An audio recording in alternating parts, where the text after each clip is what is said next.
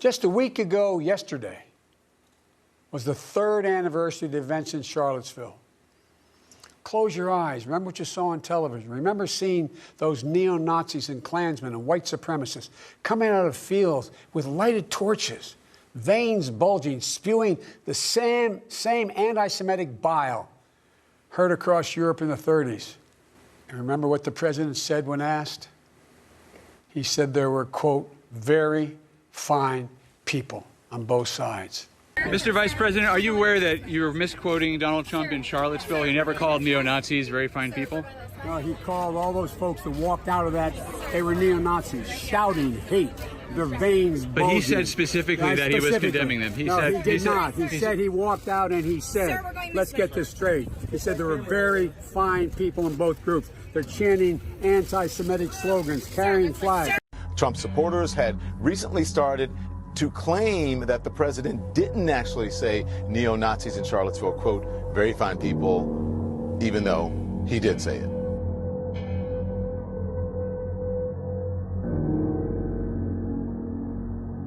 But you also had people that were very fine people on both sides.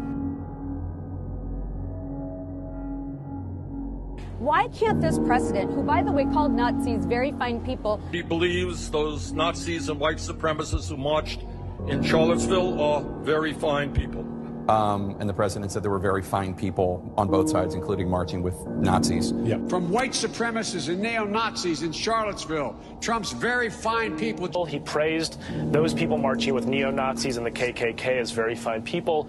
Saying that neo-Nazis and Klansmen and white supremacists are very fine people. So you know what? It's fine. You're changing history, you're changing culture, and you had people, and I'm not talking about the neo-Nazis and the white nationalists, because they should be condemned totally.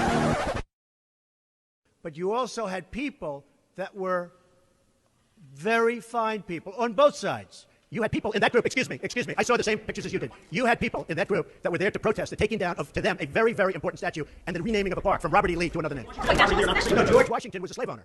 Was George Washington a slave owner? So will George Washington now lose his status? Are we going to take down, are we going to take down statues to George Washington? How about Thomas Jefferson? What do you think of Thomas Jefferson? You like him?